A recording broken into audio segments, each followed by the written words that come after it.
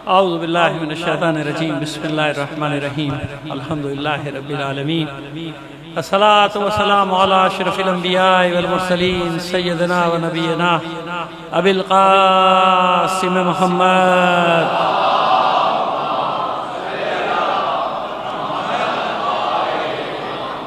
وآلہ الطیبین الطاہرین المعصومین ولعنۃ اللہ علی اعدائہم اجمعین من الآن الی قیام یوم الدین اما بعد فقد قال اللہ تعالی فی کتابہ المبین وہو اصدق القائلین وقولہ الحق بسم اللہ الرحمن الرحیم ونادیناہ ان یا ابراہیم قد صدقت الرؤیا انا کذالک نجزی المحسنین صلوات بھیجیے محمد علی محمد پر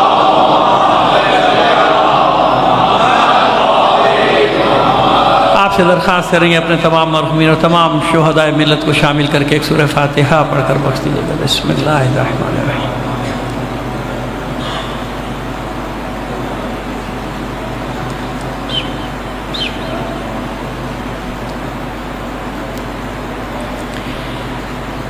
ایک صلوات عنایت فرمائیے محمد آل محمد پر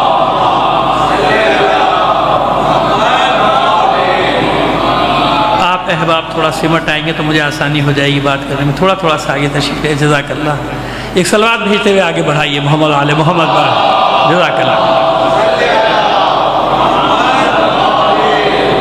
عزیزان محترم آج تاخیر ہو گئی کل سے انشاءاللہ کوشش کریں گے 15-20 منٹ پہلے بیٹھے ہوتا ہے کہ یہ کراچی کے نہ موسم کا بھروسہ ہے نہ ٹریفک کا بھروسہ ہے ایک ہی جگہ آدھے گھنٹے پھنسے رہے ہم کیا کریں نہ آگے جا سکتے تھے نہ پیچھے جا سکتے تھے لیکن کوشش کریں گے انشاءاللہ کل آپ کو انتظار کی زحمت نہ اٹھانی پڑے اور انشاءاللہ 15-20 منٹ پہلے کوشش کریں گے کہ آ جائیں کیونکہ ظاہر ہے کہ آپ جانتے ہیں پہلا عشرہ ایسا ہوتا ہے کہ ایک کے بعد ایک مجلس وہ جہاں بعد میں جیسے آج آپ کو انتظار کرنا پڑا اب اس کے بعد جہاں وہ بیچارے انتظار ان کا ابھی سے شروع ہو گیا ہوگا تو ہماری مجبوری کو بھی سمجھیے گا موسم کی بھی مجبوریوں پہ کراچی کی اپنی مجبوریاں جو ہیں وہ الگ ہیں تو بہرحال کل سے یہ نہ سمجھیے گا کہ میں روز 10:30 بیٹھوں گا آپ اپنے 10 بجے کے حساب سے ہی آئیے گا مل کر بلند آواز سے ایک صلوات عنایت فرما دیجیے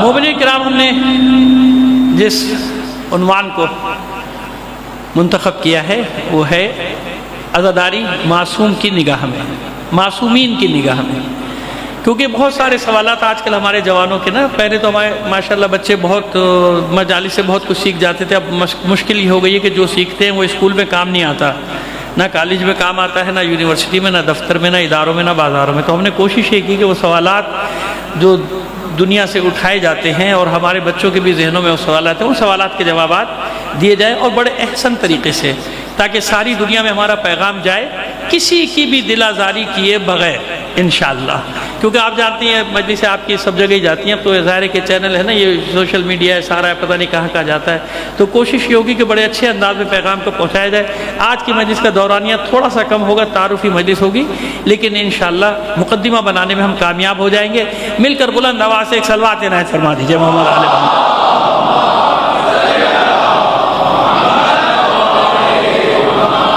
یہ سورہ صافات کی بڑی مشہور آیات ہیں 105 106 107 8 9 تک چلی جاتی ہیں اور شروع یہاں سے تھی وَنَادَيْنَاهُ أَن يَا ابراہیم اور ہم نے جب آواز دی پکارا ابراہیم کو قد صدقت الرؤیا اے میرے بندے ابراہیم آپ نے اپنے خواب کو پورا کر دیا سچا کر دکھایا اِنَّا كَذَلِكَ نَجْزِي الْمُحْسِنِينَ اور ہم تو اسی طرح نیک کاموں کی جزا دیتے ہیں وَإِنَّ هَٰذَا لَهُوَ الْبَلَاءُ الْمُبِينُ اور یہ جو امتحان تھا آپ کا یہ بہت سخت تھا اور صریحی امتحان تھا وَفَدَيْنَاهُ بِذِبْحٍ عَظِيمٍ اور ہم نے آپ کے اس امتحان کو ایک عظیم قربانی سے بدل دیا تو جب قرآن مجید یہ فرما رہا ہے کہ بڑی قربانی سے بدل دیا تو بڑی قربانی بھائی ہونا چاہیے نا معلوم ہونا چاہیے نا اب مینڈھے کی قربانی حضرت اسماعیل سے بڑی تو نہیں ہو سکتی لوگ جو کہتے ہیں کہ جو قربانی جو دی جاتی ہے عید الاضحیٰ پہ یہ وہ قربانی بھائی وہاں کہا جا رہا ہے فَدَيْنَاهُ بِذِبْحٍ عَظِيمٍ ہم اس کو عظیم قربانی سے بدلیں گے بھئی وہ ٹھیک ہے سنت ابراہیمی اپنی جگہ لیکن وہ عظیم قربانی تو نہیں ہو سکتی کہ جناب اسماعیل کی قربانی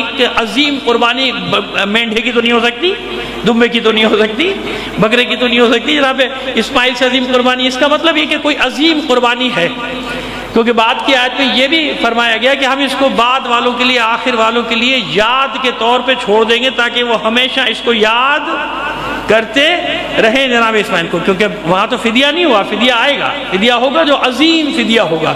وہ عظیم فدیہ کیا ہوگا؟ آئیے، یہ تو میں نے صرف آیات کی تشریح آپ کے سامنے کر دی نا، بالکل برسر مطلب آتے ہیں کہ عزاداری سید الشہداء کی جڑیں کہاں پر ہیں۔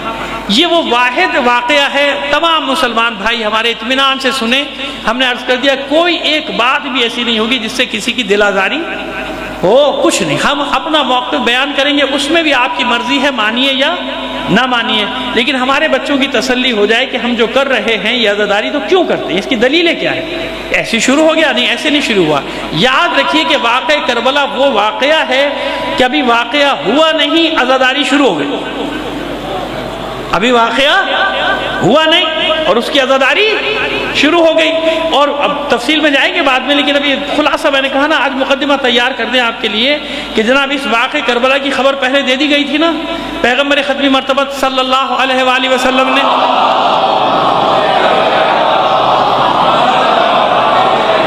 ماشاءاللہ آپ اسی طرح بیدار رہیں گے، میری ہمت بندی رہے گی، ساری تھکاوٹ میری دور ہو جائے گی، بے فکر رہیے۔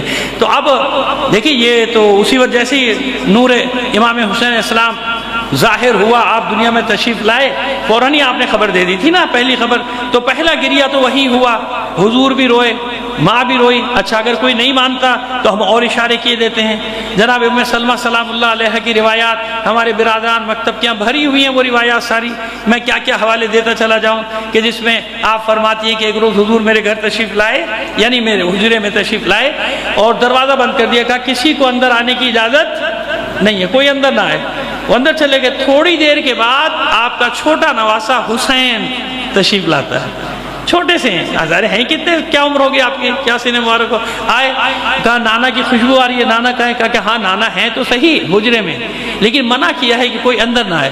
تو حسین حیرت سے کہتے کیا میں بھی، کیا مجھے بھی منع ہے؟ تو اندر سے آواز آئی کہ میرے حسین کو روکنا مت، میرے حسین کو آنے دو۔ حجرے سے آواز آئی کہ میرے حسین کو روکنا مت، میرے حسین کو آنے دو۔ یہ آپ کو بتا رہا ہوں کہ جناب ام سلمہ سلام اللہ علیہ سے ہے یہ روایت، اور کہا ام المومنین، اور کہا میرے حسین کو آنے دو۔ حسین اندر چلے گئے، تھوڑی دیر کے بعد حجرے سے مجھے گریے کی آواز آئی، حضور کے گریے کی آواز آئی، تو میں گھبرا گیا، میں نے دروازے کے پاس آ کر سوال کیا کہ اللہ کے حبیب خیر ہے؟ کہ ام سلمہ آپ اندر آ جائیے۔ جب میں اندر گئی تو میں نے عجیب منظر دیکھا، حسین سینے پر ہیں اور حضور زار و قطار رو رہے ہیں، ایسے رو رہے ہیں کہ آواز بلند ہو رہی، جبھی تو باہر آئی نا۔ پھر میں نے گھبرا کے پوچھا کہ جب حسین میرے پاس آیا تو جبرائیل بھی اسی وقت آئے، اور جبرائیل نے آ کے مجھ سے سوال کیا کہ آپ کو حسین سے بہت محبت ہے؟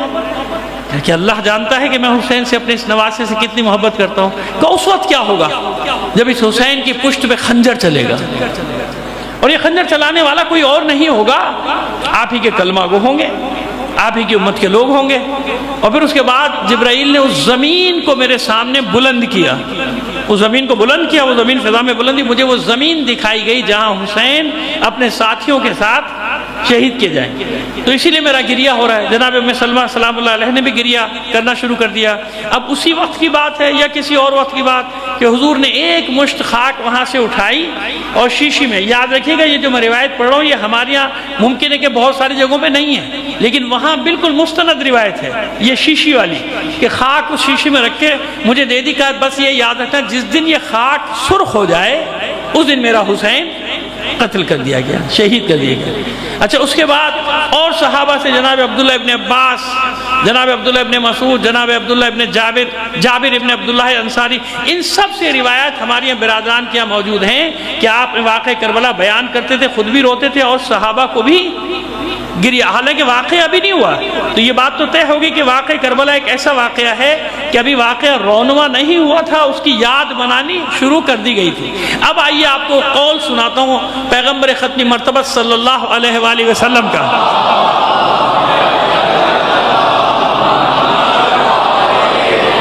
میں نے عرض کر دیا آپ کی خدمت میں کہ آج کا دورانیہ کم ہوگا، لیکن میٹر میں پورا جو 1 گھنٹے والا ہے وہ آدھے گھنٹے میں آپ کو انشاءاللہ پہنچا دوں گا، آپ اطمینان رکھیے۔ اب اس کے بعد فرماتے ہیں اِنَّ لِقَتْلِ الْحُسَيْنِ فِي قُلُوبِ الْمُؤْمِنِينَ حَرَارَةٌ لَا تَبْرَدُ أَبَدًا۔ اللہ کے رسول فرماتے ہیں کہ حسین کے قتل میں مومنین کے دلوں میں ایک آگ بھڑکتی رہے گی، حرارت یعنی ہمیشہ ہمیشہ حرارت، ان لقتل الحسین فی قلوب المؤمنین حرارت، ایک حرارت، ایک آگ بھڑکتی رہے گی مومنین کے دلوں میں، یہ جوش اور جذبہ دیتی رہے گی مومنین کو، لا تبردو ابدا، اور یہ آگ کبھی بھی ٹھنڈی نہیں ہوگی، یعنی ہر زمانے میں حسین کا نام آئے گا اور ان کے دلوں میں جوش پیدا ہوگا، ان کے دلوں میں گرمی پیدا ہوگی، ان کے دلوں میں حرارت پیدا ہوگی۔ اب آپ کو سمجھ میں آیا؟ پہلے اگر کسی کی یہ قول سمجھ میں نہیں آتا تھا تو آج سمجھ میں آ گیا ہوگا کہ جن کے پاس کربلا ہے انہوں نے ہی سامراجی طاقتوں کو گھٹنے ٹیکنے پہ مجبور کیا۔ جہاں یہ حرارت نہیں، جہاں یہ گرمی نہیں، جہاں یہ جوش نہیں، آپ نے دیکھ لیا کہ سب نے گھٹنے ٹیک دیے، مگر کل بھی حسین نے بیعت نہیں کی تھی۔ آج حسین کے ایک بیٹے نے میدان میں کھڑے ہو کر بتایا، ساری دنیا مقابلے پر تھی، مقابلہ کر کے بتایا تم ہمیں ختم کر سکتے ہو، تباہ کر سکتے ہو، قتل کر سکتے ہو، لیکن یہ آرزو 1400 سال سے تمہاری کبھی پوری نہیں ہوگی کہ نہ حسین نے بیعت کی تھی، نہ کوئی حسین کا چاہنے والا تمہاری بیعت کرے گا۔ لبیک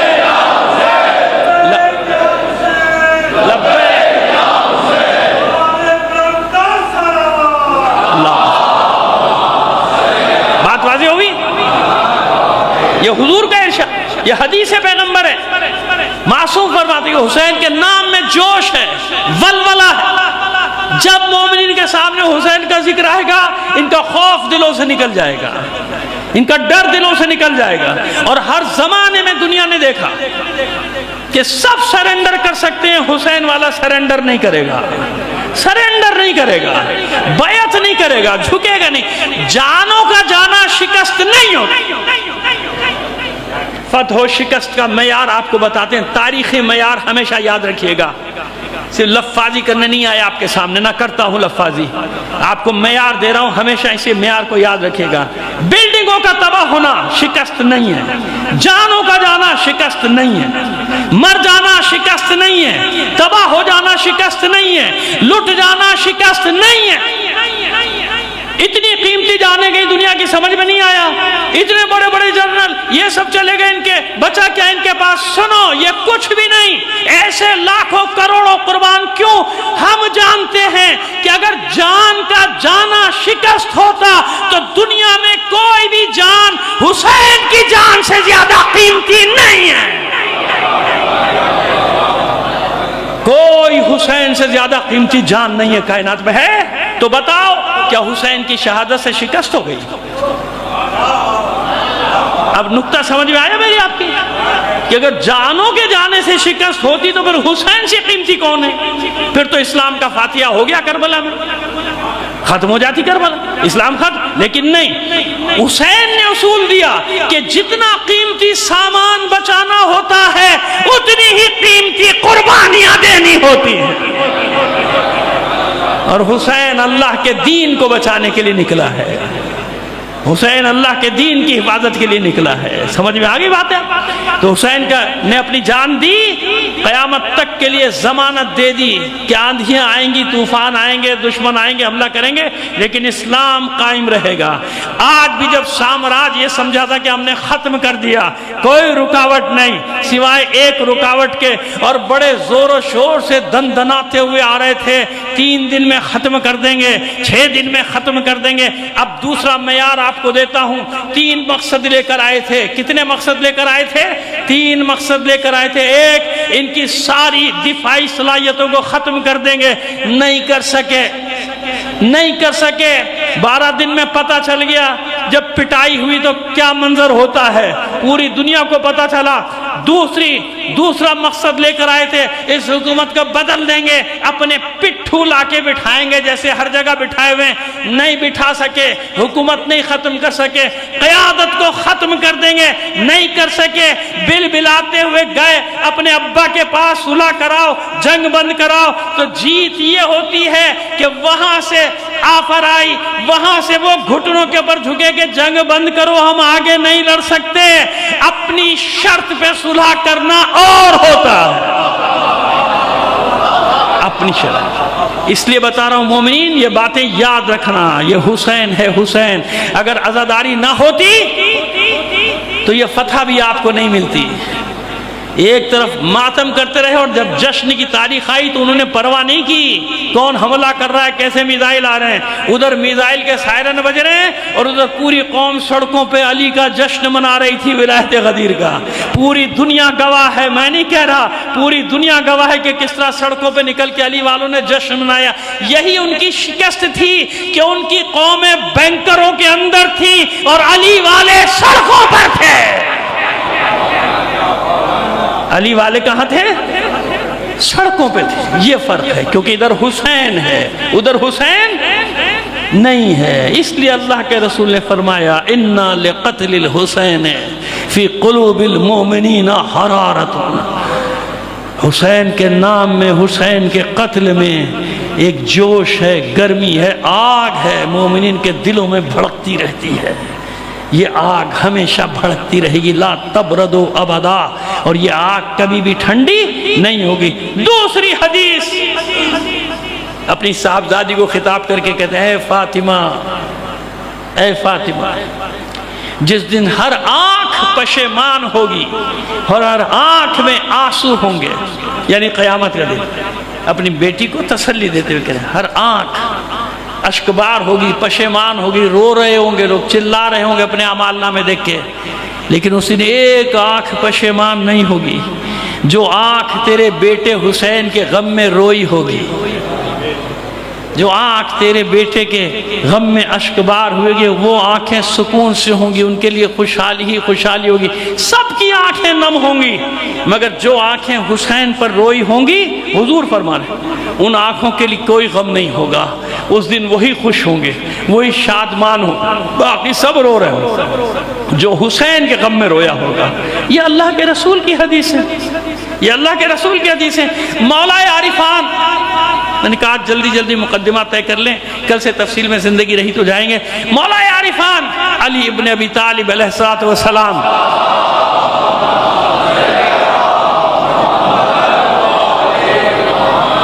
صفین سے واپس پلٹے، اسی مقام پہ پہنچے، رک گئے، ٹھہر جاؤ، مٹی ہاتھ میں اٹھائی، پھینکی، آنکھوں میں آنسو آ گئے، بیٹھ گئے، رونا شروع کر دیا۔ جتنے بھی ساتھ میں نے پوچھا کہ اے مولا خیر ہے، امیر المومنین خیر ہے یہاں پہ؟ آپ نے کہا کہ پاک ترین لوگوں کا خون اس زمین پر بہایا جائے گا، اس زمین کی اتنی قدر ہوگی کہ اللہ اس خاک کو خاک شفا بنا دے گا۔ اس زمین پر میرے بیٹوں کا خون بہایا جائے گا، میری اولاد کا خون بہایا جائے گا۔ اور ذکر کر رہے ہیں واقعہ کربلا کا اور رو رہے ہیں، اور ساتھ میں جتنے بھی ہیں وہ سب رو رہے ہیں۔ ابھی واقعہ کربلا تو بات کی بات ہے، میں تو اس سے پہلے کی بات کر رہا ہوں نا، کہ اس واقعہ کربلا کو یاد کر کے، اور میں انبیاء تک جا سکتا ہوں، لیکن دیکھیں گے وقت ملا تو جب۔ ابھی تو ہمیں کیونکہ ہم نے رکھا ہے کہ معصومین کی نگاہ میں کیا ہے عزاداری، کیوں ہر امام وقف کر کے جاتا تھا کہ یہ میری عزاداری کے لیے، اور یہ جو میرا مال ہے میرے جد حسین کی عزاداری پہ خرچ کرنا، حسین کے لیے خرچ کرنا۔ امام رضا علیہ السلام، صلوات بھیجیے محمد علیہ محمد۔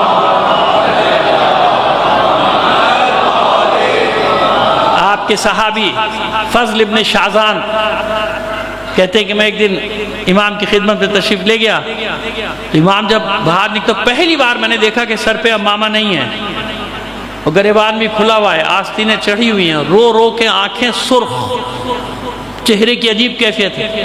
میں ڈر گیا، گھبرا گیا، میں نے کہا فرزند رسول خیر ہے، اہل بیت پہ کوئی نئی مصیبت کا بیٹھ، فضل تجھے معلوم نہیں کہ آج کیا تاریخ ہے؟ میں نے غور کیا، میں نے کہا ہاں آج محرم کی 10 ہے، کہ معلوم ہے آج محرم کی 10 تاریخ ہے، آج عاشور کا دن ہے، آج میرے جد حسین پر یہ مصیبتیں نازل ہیں۔ اور اس کے بعد آپ نے شہادت حسین پڑھنا شروع کی۔ فضل ابن شعزان کہتے ہیں کہ میری ہچکیاں بند گئیں، یہاں تک کہ جب اندرون خانہ سے خواتین کے بیویوں کے گریے کی آواز بلند ہوئی تو امام نے صاحب کو روک دیا، کہ سن، خود بھی رو رہے تھے، کہ سن فضل، یہ اس وقت کی حدیث ہے، اب جو میں آپ کو بتا رہا ہوں اس وقت کی حدیث، من بکا او ابکا او تباک علی الحسین فوجب لہ الجنہ، بس جو حسین پر روئے گا، رلائے گا، یہ رونے جیسی شکل بنائے گا، اس پہ جنت واجب ہے۔ یہ امام رضا علیہ السلام کا فرمان ہے، یاد رکھیے گا۔ کیوں؟ عجیب ہے نا؟ سوال پیدا ہوگا آپ کے ذہن میں بھی، ہمارے برادران، ہمارے دوستوں کے دیگر مکاتب کے لوگوں کے ذہن میں بھی سوال پیدا ہوگا۔ بس اس سوال کا جواب دیں گے اور آج کی مجلس ختم۔ ضروری ہے نا اس سوال کا جواب؟ تو بھئی کیسے ہو سکتا ہے کہ جو روئے رلائے یا رونے جیسی شکل بنا لے اس پہ جنت واجب ہو جائے گی؟ اب دیکھیے، پہلے تو آپ یہ سمجھیے کہ ماحول کیا ہے، زمانہ کیا ہے۔ اچھا، آج اگر کوئی عاشور کے دن امام حسین کو مانے یا نہ مانے، اور کوئی باہر سے کسی ملک سے آ جائے، وہ حیران ہو کر کسی سے بھی پوچھے بھئی آج کیا معاملہ ہے، یہ کیا شہر میں سناٹا ہے، سب کیا ہو رہا ہے؟ تو کوئی بھی ہو، وہ ماتمی ہو یا نہ ہو، عزادار ہو یا نہ ہو، اتنا تو جانتا ہے نا کہ جواب دے سکے کہ ہاں بھئی آج عاشور کا دن ہے، آج 10 محرم۔ معلوم ہے نا، سب کو معلوم ہوتا ہے کہ مگر یا نہ کرے۔ لیکن آپ تقیہ کا زمانہ دیکھیے، امام کا صحابی ہے لیکن اس کے ذہن میں نہیں ہے، کیونکہ کہیں ذکر ہو ہی نہیں سکتا۔ ایسا دور ہے کہیں امام حسین کا ذکر نہیں ہو سکتا۔ پہلے بھی آپ کو شاید یہاں یا کسی اور مجلس میں بتایا تھا میں نے مومنین کو کہ یاد رکھیے، یہ عزاداری ائمہ طاہرین چھپ کے زیر زمین سردابوں میں کرتے تھے۔ پہلا عزاداری کا جلوس اٹھا ہے ہجری 357، واقع کربلا کے تقریباً 300 سال بعد۔ تو یہ کربلا کی کتنی بڑی طاقت ہے کہ 300 سال تک جو ذکر زیر زمین ہوتا رہا، وہ ذکر جب سامنے آیا تو کیسے آیا؟ اب اس طرح سامنے آئے کہ ساری دنیا مل کر بھی چاہے کہ ذکر کو روک دے تو روک نہیں سکتا۔ لوگوں کو یہ بات سمجھ دینا چاہیے کہ ذکر ہم نہیں کر رہے ہیں، یہ جس کا ذکر ہے اس کا اور اس کے رب کا آپس میں ایک تعلق ہے۔ فَاذْكُرُونِي أَذْكُرْكُمْ، تو میرے ذکر کو زندہ کرو، میں تمہارے ذکر کو زندہ کروں گا، یہ اللہ کا وعدہ ہے۔ تو اب آپ کی سمجھ میں آئے کہ ماحول کیسا ہے۔ اس ماحول میں کوئی حسن نام نہیں رکھ سکتا، علی نام نہیں رکھ سکتا، فاطمہ نام نہیں رکھ سکتا، حسین نام نہیں رکھ سکتا۔ تو اس وقت امام کہہ رہے ہیں کیونکہ ذکر کرنا اتنا سخت کہ اگر کوئی اس ماحول میں ذکر کرے گا، روئے گا، رلائے گا، رونے جیسی شکل بنائے گا، ہم جنت کے ضامن ہیں۔ اب آئیے حل کرتے اس مسئلے کو۔ مکے میں کیا اعلان ہے؟ قولوا لا الہ الا اللہ تفلحوا، لا الہ الا اللہ کہو نجات پا جاؤ، جاؤ جنت میں چلے جاؤ۔ یعنی کلمہ لا الہ الا اللہ کہنے پہ نجات ہے، کلمہ پڑھ لینے پہ نجات۔ مکے کی زندگی بتا رہا ہوں، قولوا لا الہ الا اللہ تفلحوا، اور کوئی وعدہ نہیں، ایک ہی وعدہ، لا الہ الا اللہ کہو اور فلاح پا جاؤ، یعنی نجات پا جاؤ۔ مدینے میں آ گئے، کفار نے حملہ کیا، دوسری ہجری میں اللہ کے رسول نے جہاد کا حکم دے دیا، تیار ہو جاؤ، اپنے ہتھیار سنبھالو، چلو میدان میں۔ تو اب کھڑے ہو جانا چاہیے تھا نا سب کو کہ بھئی یہ تو وعدہ نہیں ہوا تھا۔ وعدہ تو یہ ہوا تھا کہ لا الہ الا اللہ کہو نجات پا جاؤ، ایسے ہی ہے نا، قولوا لا الہ الا اللہ تفلحوا، جاؤ نجات پا جاؤ۔ لیکن کسی نے اعتراض کیا نہیں کیا؟ کوئی ایک تو کھڑا ہوتا کہتا اللہ کے رسول آپ نے فرمایا تھا کہ لا الہ الا اللہ کہو اور جنت میں جاؤ، نجات پا جاؤ۔ اب یہ کہاں سے جنگ کہاں سے آ گئی، جہاد کہاں سے آ گیا؟ ہم سے تو یہ وعدہ نہیں ہوا تھا۔ لیکن نہیں، اب فرق سمجھ میں آیا۔ مکے میں لا الہ الا اللہ کہنا ایسا ہی ہے جیسے مدینے میں کفار کے خلاف تلوار سے جہاد کرنا۔ زمانہ بدل گیا نا، حالات بدل گئے۔ وہاں وہ ایسا تھا جیسے بدر لڑنا، جیسے احد لڑنا، کیونکہ جو کلمہ پڑھتا تھا اس کے ساتھ کیا سلوک کیا جاتا تھا؟ بائیکاٹ، جلتی ریت، جلتے پتھروں پہ لٹایا جاتا تھا، مارا جاتا تھا پتھروں سے، برچھیوں سے مارا جاتا تھا، گھر لوٹ لیے جاتے تھے، ہجرتوں پہ مجبور، وہ حبشہ جا رہا ہے، کوئی کہیں جا رہا ہے، کوئی کہیں جا رہا ہے، تباہ کر دیا جاتا تھا۔ تو وہاں لا الہ الا اللہ کہنا ایسا تھا جیسے بدر کا محاصرہ، جیسے احد کا معرکہ، جیسے ہم آج کہتے ہیں یا لیتنا کنا معکم فنفوز فوزا عظیما، کاش ہم بھی کربلا میں ہوتے، اس درجے پر فائز ہوتے۔ کیا سمجھتے ہیں آپ؟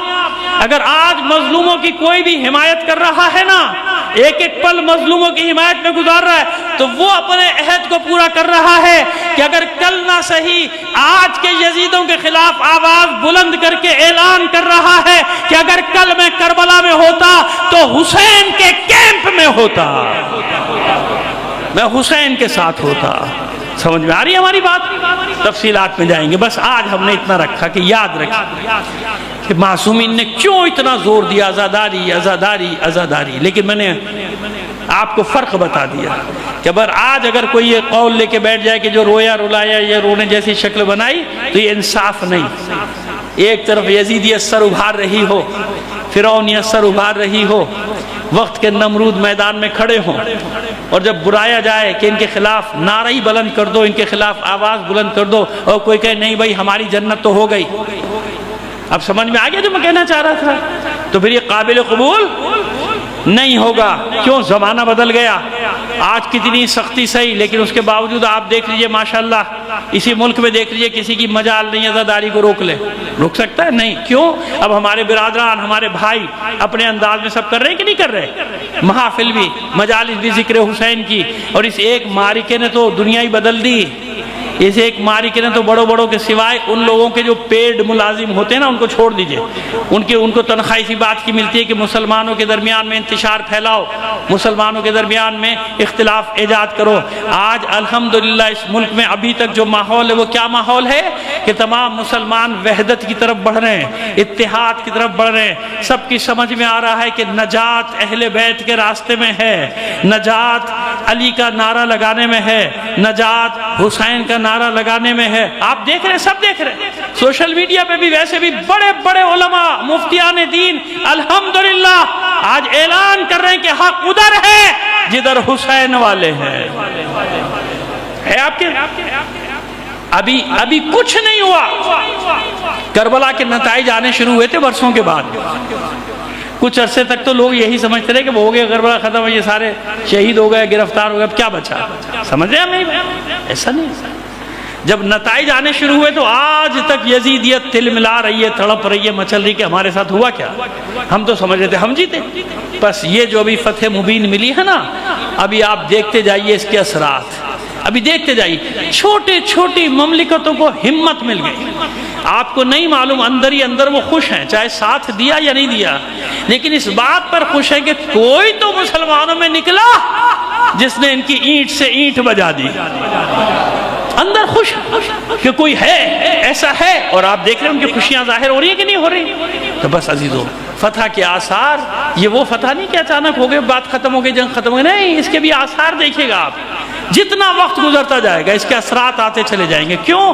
ان چھوٹی چھوٹی قوموں میں ایک جذبہ پیدا ہو رہا ہے کہ نہیں، جب یہ اکیلا پورے سامراجی طاقتوں سے تنے تنہا لڑ سکتا ہے تو ہم مل کر 1.5-2 ارب مسلمان کیوں نہیں لڑ سکتے؟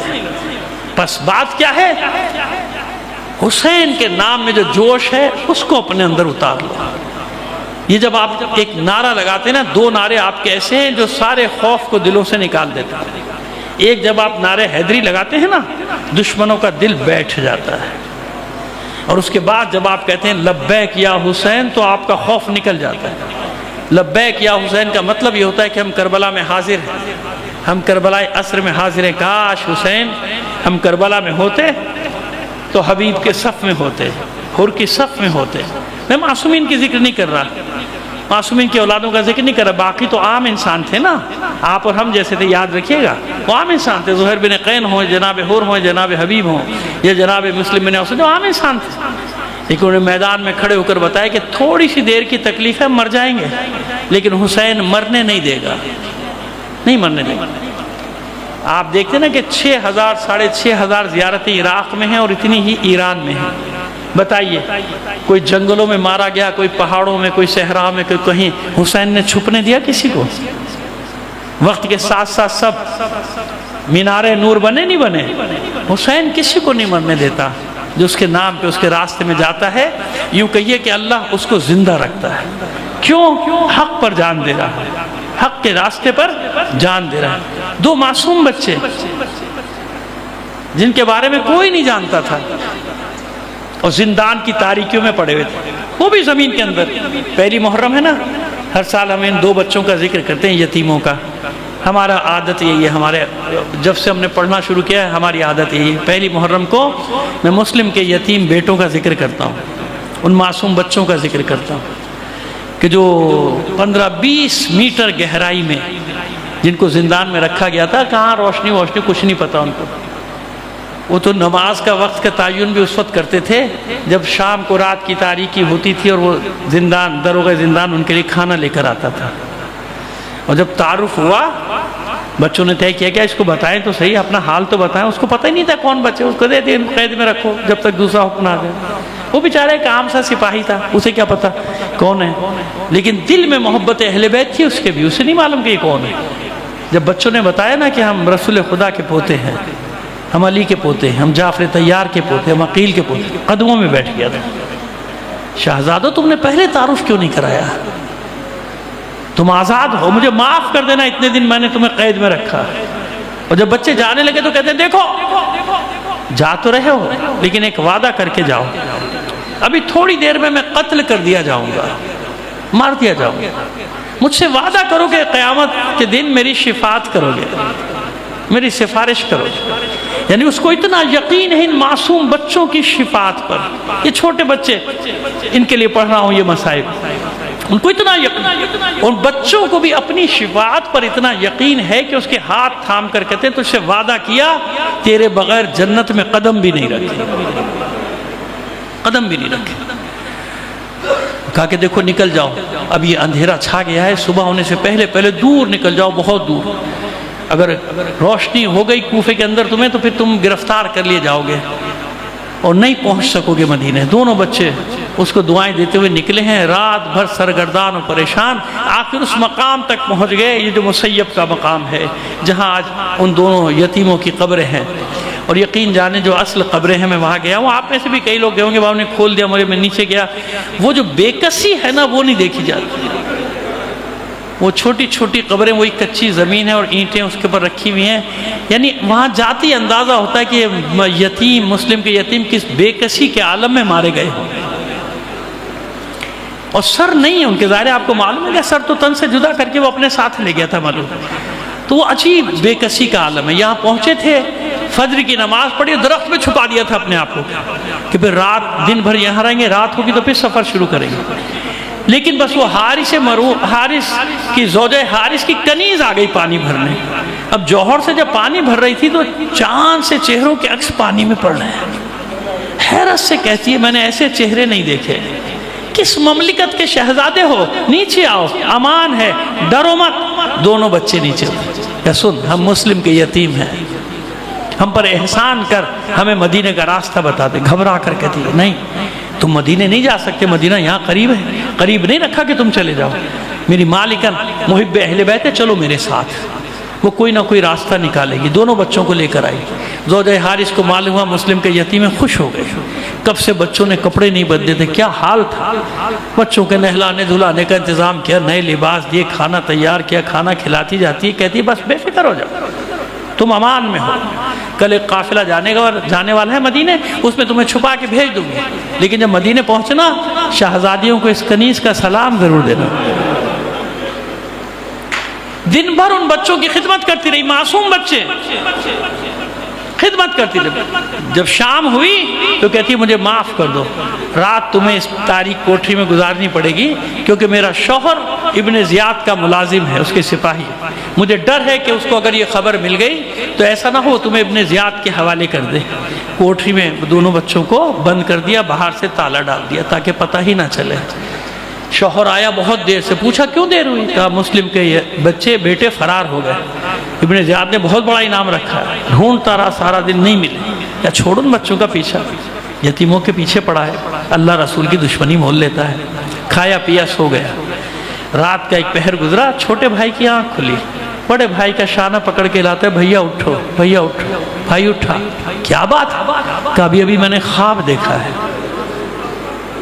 رسول خدا کو دیکھا ہے، ہمارا بابا ان کی خدمت میں ہے. رسول خدا پوچھیں مسلم میرے بچوں کو کہاں چھوڑ آئے؟